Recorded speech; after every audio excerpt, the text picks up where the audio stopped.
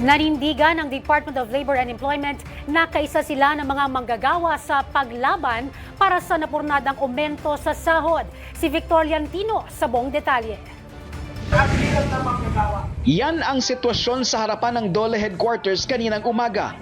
Kinalampag ng ilang grupo ang ahensya dahil sa naunsyaming taas sahod sa Metro Manila.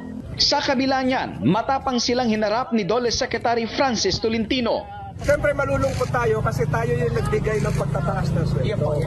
Tapos hinarangan ang Husgado. Diba? Pero ngayon, dahil nasa Husgado, bilang abogado, pinadala ko rin yung mga abogado natin doon para labanan. Dumipensa rin ang Palasyo Malacanang sa issue. Ang dapat na naging remedyo ng sino man na sanang may concern dito ay nagsampa ng apila sa Regional Tripartite Wages and Productivity Board at hindi sana sa korte. Ang Office of the Solicitor General ay ready naman po na ipaglaban po ang wage order na naipasa po para sa ating mga manggagawa. Iginit din ng palasyo na hindi nagbabago ang posisyon ng Pangulo pagdating sa pagtitiyak ng tamang pasahod para sa mga manggagawang Pilipino.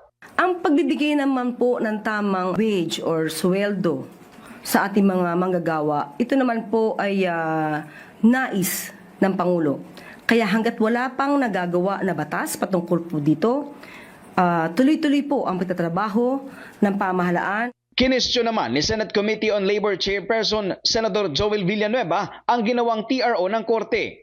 I just hope and pray yung panawagan ko na i-resolve kaagad itong TRO na to. Samantala nagkasari ng kilos protesta ang Akbayan Party List sa tapat ng Pasig RTC para kondinahin ang inilabas na TRO.